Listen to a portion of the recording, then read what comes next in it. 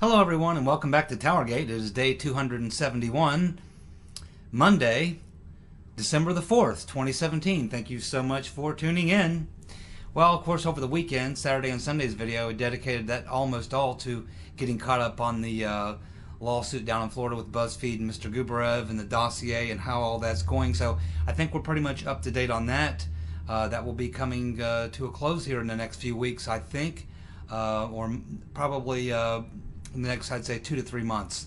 There's still some people to depose, but ultimately that situation is closing down, and we should have the result from that. And that'll be very important. Again, we need to find out who the source was that gave the dossier to BuzzFeed, and that will come into play into a lot of the other things that are going on right now in real time.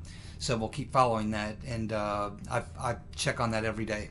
So both those lawsuits. So we'll keep up with that. But now I want to try to get caught up of all the news I didn't cover that went down on Friday, Saturday, and Sunday. So let's go ahead and go through these and see what we can learn. Most of this stuff you guys already heard about, but you know, I'll kind of give you my take on it. So anyway, on Friday morning, I'm at work, and one of my co-workers, crazy liberal, and we got a bunch of them where I work, comes up to me with a huge smile on his face. He's all excited, and he goes, "Did you hear the news? Did you hear the news?" I'm like, "What?" And he said, Pence is going to be the next president." I'm like, "Huh?" He's like, "Pence is going to be president. Trump's going to be impeached." And I said, "Really? Where'd you hear that?" He said, "Well, I just heard it." And he said, "Yeah," he said, "Flynn is going to plead guilty to lying to the FBI, and he's going to testify against Trump and say that Trump told him to talk to the Russians." At which point I laughed and said, "Well, it's not illegal to talk to the Russians. So why would that get Trump impeached?" And he kind of looked at me kind of funny, and he's like, "Well," he says, "I don't know." He said, "I just heard it, you know, from so and so, and they heard it on CNN." At which point I laughed even harder. So once I knew it was a CNN report, I thought, okay, well, you know, then this is obviously a bunch of fake news, and it turned out to be. So what happened, as you all know, is Brian Ross, fake news reporter of the fake news outlet ABC, came out and gave a report that morning that exactly what I just told you, that Flynn was going to turn and testify against Trump and say that Trump told him to talk to the Russians or whatever. But as it turned out, what happened was that occurred after President Trump had won the election. He was president-elect, and Flynn was, of course, already named as going to be his national security advisor. So they were doing routine, you know, groundwork that you do before you actually take office. You begin to lay the foundation for what's going to be your foreign policy and things like that. I mean, this has been done by many, many presidents. Of course, we know Eisenhower negotiated the end or the armistice between North Korea and South Korea while he was president-elect. He wasn't in office yet. He went over and negotiated the ceasefire to stop the war between North and South Korea, which led to the armistice, which we still have to today. Eisenhower was the president-elect when he did that. We also had, in the case of 1980, when Reagan won the election, he sent George Bush over to Saudi Arabia to begin working on a negotiation to get the hostages, hostages that Iran had taken hostage and held hostage for 444 days. So George Bush was Reagan's vice president. While Reagan was president-elect, after he'd won the election, he sent Bush over to negotiate some sort of a release of the hostages. So, and there's many examples of this type of thing. So this is routine. This is no problem whatsoever. And of course, Brian Ross and ABC were forced to come out later and say, yeah, we got it wrong. When that happened, Trump was actually president-elect, and so there's nothing wrong whatsoever with what he did. And therefore, ABC has egg on their face. That's the network of our good friend, what's his name, Brian, what's his name, who's the news anchor who got caught lying before about being under, you know, machine gun fire or something, getting shot down in a helicopter or whatever. So it's just more fake news from the fake news outlet and fake news anti-Trump reporters. So now ABC is feeling the sting. Unfortunately for them, MSNBC and CNN jumped on the bandwagon, and they immediately, without checking any of their sources, doing any of their investigative reporting, just jumped on the bandwagon and started repeating the same fake news story, and so it spread all over the place. So they were all caught with a lot of egg on their faces. Now, there's another issue that comes into play here too, which is, people are talking about, which is that Jared Kushner also went to Flynn and told him to go to the UN and to convince a lot of people at the UN not to vote for these sanctions against Israel. And so that also comes into play, but I believe at that time also Trump was president-elect, so it's just fake news. There's no smoke, there's no fire, there's nothing. It's just a big, as they say, nothing burger. And of course, we all see the fallout that's occurring from it. Of course, it also caused the stock market to take about a 300-point tumble too, after Brian Ross made that announcement, which a lot of people did not appreciate. If you got 401ks or anything like that, you got to be careful when you report that kind of news. And ABC and Brian Ross were not. And of course, Brian Ross suspended for 30 days without pay.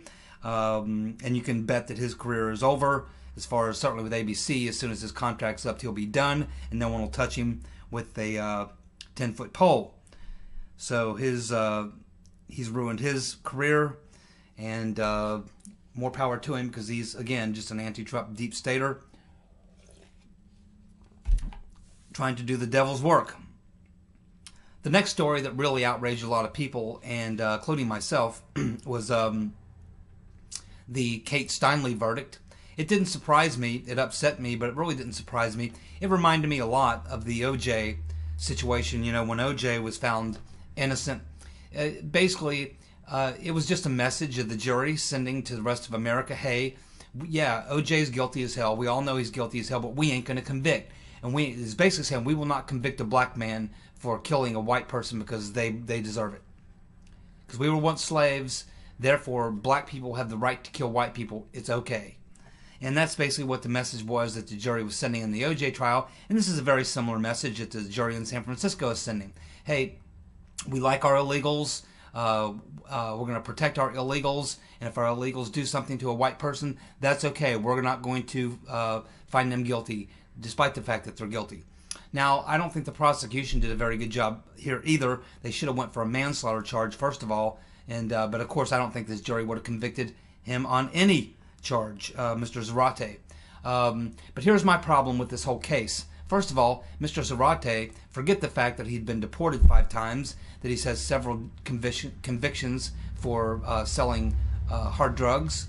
The point of the matter is, he's not a legal citizen. He's an illegal. But yet, in this court case, he was provided all the protections of a U.S. legal citizen, which he was not.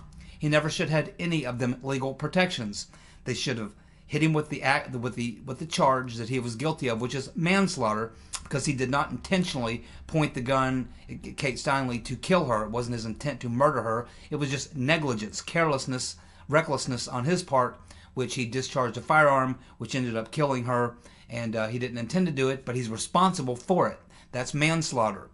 They should have brought Mr. Zarate in, charged him with manslaughter, and said, of course, sir, you're not a U.S. citizen, so therefore you do not have the rights of normal U.S. citizens. Therefore, we are going to go ahead and convict you of manslaughter, giving his jail term, probably 15, 20 years or something, and then when he's done, deport him forever this time.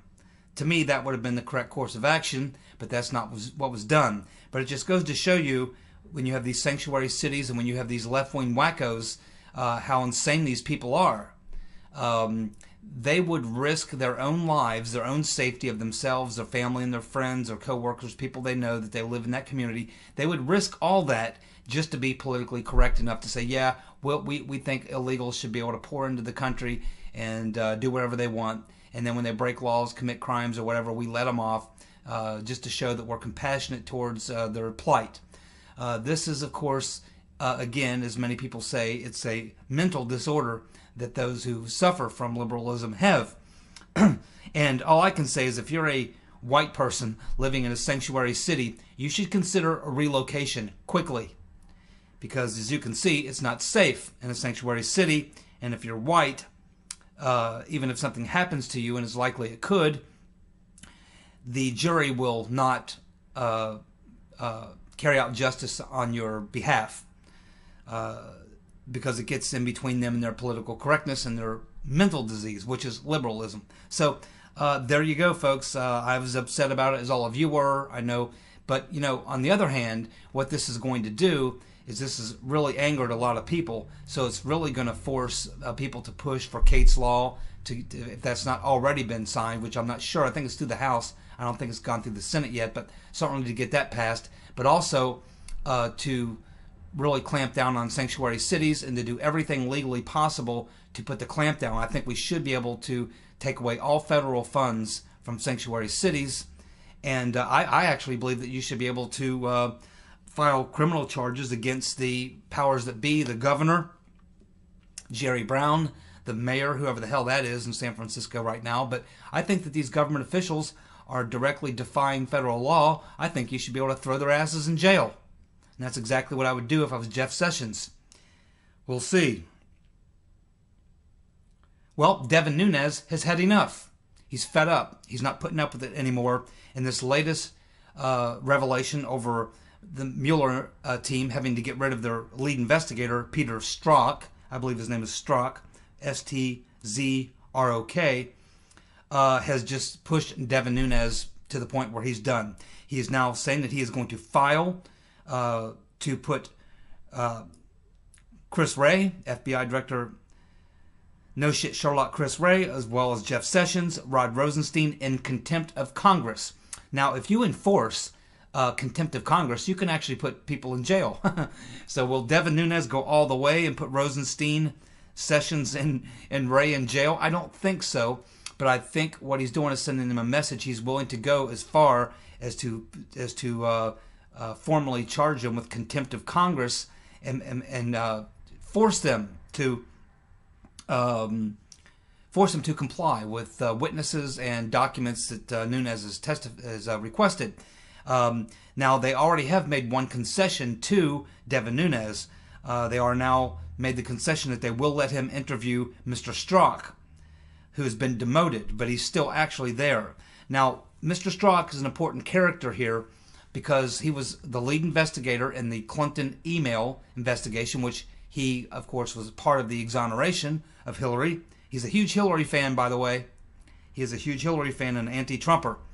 He got caught, of course. The reason he got demoted was he got caught sending anti-Trump emails.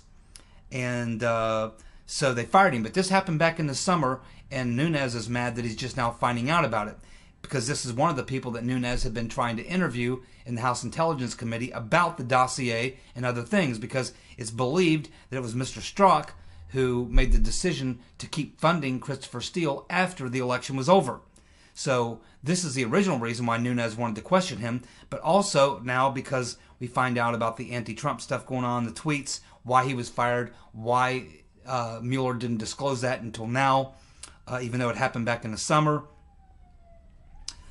He is also a very integral part of the Trump-Russia investigation and all these things. And it's crazy that they say Mueller fired this guy because found out that he was biased or whatever. Mueller's entire damn team, which we've already gone through this, his entire damn team is a bunch of people who donated to Hillary Clinton and hate Trump. Every single one of them. And there's no worse one than one of his lead attorneys, Andrew Weissman.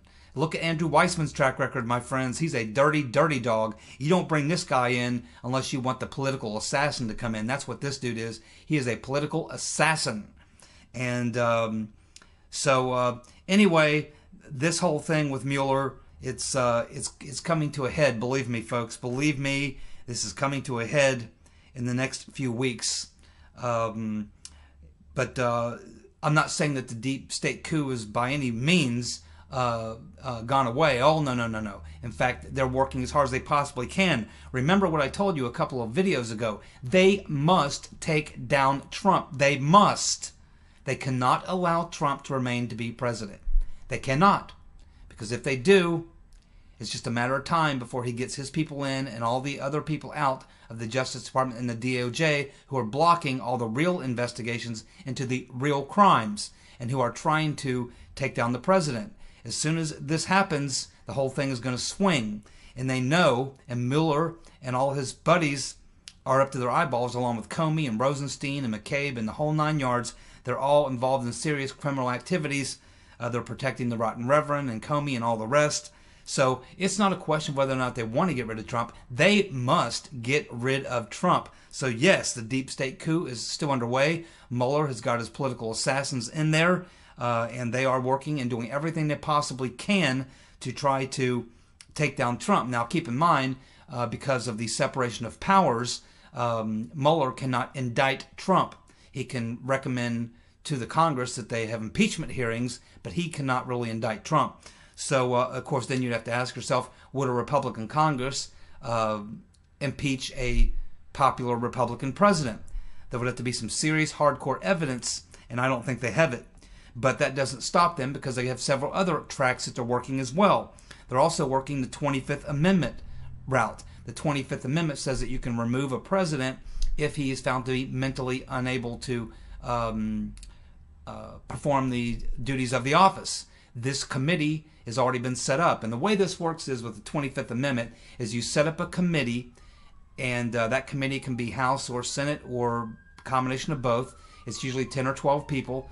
They then look into whether or not there's evidence that the president is mentally impaired or what have you. Once they come to that conclusion, if they believe that there's reason to believe the president is mentally impaired, then they go to a vote to the full Congress, both houses of Congress, House and Senate. If they get a 2/3 vote in both houses, then it goes to the vice president, who would then sign off on it, and therefore they would be able to remove the president for saying he's mentally incompetent or not able to perform the duties of the office for whatever reason, at which point the president would be down. But the president also has a right under the 25th Amendment to apply for reinstatement. He can have a medical evaluation. He can have people come to his defense. He can challenge it. So it's a very, very convoluted, complex thing. It's never happened before. The only time, 2 times in history it might have even applied. Of course, it's only been around since 1967, I think. But it could have applied back in the 1920s when Woodrow Wilson had a stroke in his last 2 years in office and was mentally, not well, let's put it that way. His wife was running the country for the past 2 years. Woodrow Wilson was in a stroke, and he was essentially in a coma for his last 2 years. So that would have been one case where you could have used it. And some people suggest that Reagan, in his last year or two, when he showed signs of dementia, possibly could have been hit with the 25th Amendment. I don't even remember people talking about it back then. So the fact that they're even talking about putting the committee together is dangerous talk. But that's exactly what's happening. So if Mueller can't get it done with his assassination squad through the process he's using, then they'll try the 25th Amendment. And if that doesn't work, then they're going to try to get Trump on obstruction for firing Comey. That's happening in the Senate. So they have a group of senators who are anti-Trump, headed by Dianne Turn Your Guns, Mr. America Feinstein. And what they're trying to do is trying to build a case that Trump fired Comey so that he would bury the Russia investigation. In other words, they're saying, hey, Trump told Comey, we want you to bury the Russia investigation, back off of Mike Flynn, blah, blah, blah, blah, blah, all this stuff. And they're saying that Trump fired Comey because Comey was going to get to the bottom of Trump's crimes. That's essentially what they're going to build their case on in the Senate. It will not be successful. It's just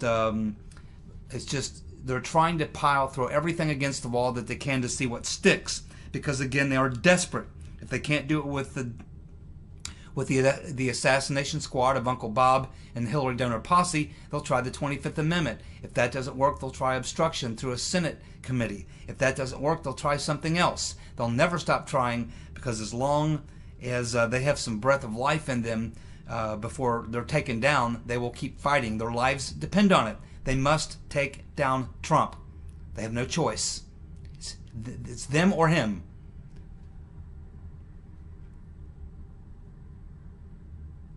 There are rumors that after the first of the year that Tillerson is going to be moved out of the State Department, and they're going to put Pompeo from CIA over to State, and then put Tom Cotton in as the CIA director.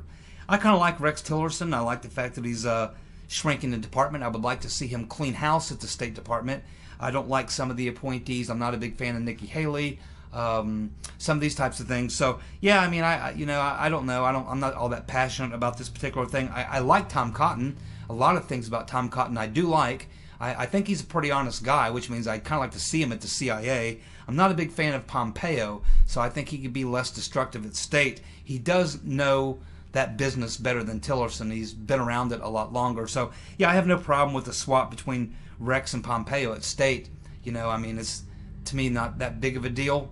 Really, I think Pompeo is a little bit more of a neocon than Rex. But really, the State Department should follow the foreign policy directive of the president. And I like Trump's position on foreign policy. So I don't have a big problem with that. And I actually like the idea of Tom Cotton going to the CIA. So if this happens, I'm good. I don't have a problem with that at all. I like Rex Tillerson too. I never really understood why Rex Tillerson got Secretary of State though. I know he knows a lot of people and he's an international businessman and all that, but I would have thought there would have been a better position for him. So yeah, I don't have a big problem with this move at all. I don't think there's any controversy over it. I don't think Rex has done anything bad, anything like that. But hey, if Trump wants to move some people around, I would like to see Cotton at CIA more than Pompeo, and he might even clean the place up. Well, we have the Charlottesville Report in now, and it appears in the final report as to what happened at Charlottesville, which led to the death of that girl. We're finding that there was a female police officer who abandoned her post. And when she abandoned her post, it allowed the counter-protesters to ignite the riot. So that looks like their findings are going to put it on some female police officer who abandoned her post. They don't give her name. I imagine it'll come out eventually, but this is apparently what they say led to the problems in Charlottesville, which led to the death of that girl. And apparently it was a female police officer leaving her post. And where I guess her car was parked at an intersection, it was like keeping the protesters from the anti-protesters. And when she left her post, it took away that sort of wall, and that's what allowed them to come together. And then an Trump protester or whatever, anti-fascist protester or whatever, started taking physical violent action, and that led to the skirmish and led to the riot and led to all the things that went on, led to the guy driving his car down that street, hitting the girl in the whole 9 yards. So this appears to be where they're going to place the blame. They're going to drop it on some female cop for leaving her post. There you go. Lindsey Graham appeared on CBS Deface the Nation this past yesterday morning, and he suggested that Comey is under criminal investigation. Now, Lindsey Candy Pants Graham is no big fan of Trump, but I think even he can see the obvious criminal activity that went on while Comey was FBI director with everything that's going on and all that we're learning now. Comey keeps posting them crazy biblical tweets. I don't know. I think he's out of his mind. I've always said that Comey had a God complex. It's worse than I thought. But it's interesting that Lindsey Graham, Candy Pants Graham, would say that on Face the Nation, that he believes that Comey is under a criminal investigation by the Justice Department. He did say that they are going to be having Mr. Comey back to answer some questions. And boy, man, they got a lot of questions for Comey. They should just go ahead and arrest him right now. I mean, he's lied to him now.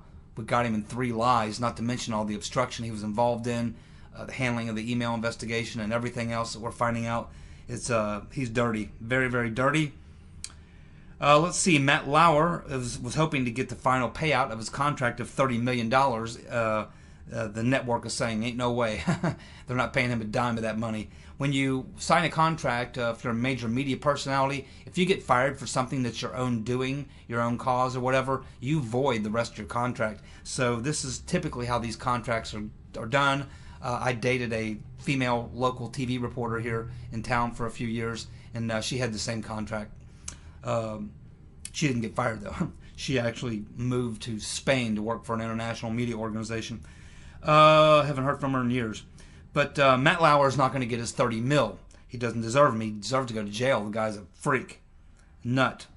Next up, and finally, we have Roy Moore. As of Monday today, he is up 8 points. And it looks like Twitch McConnell is now crawled back in his hole. And it doesn't appear that he's aggressively going after it. Their attempt to throw a ringer in doesn't look like that's going to succeed. Nobody's buying into that one. And so the good folks of Alabama are going to hopefully elect Roy Moore this week, at the end of the week, at this election. And that's important because we need that vote. Remember, one of the reasons why the Democrats want that vote so bad is because they need that vote for impeachment. They need that vote for impeachment.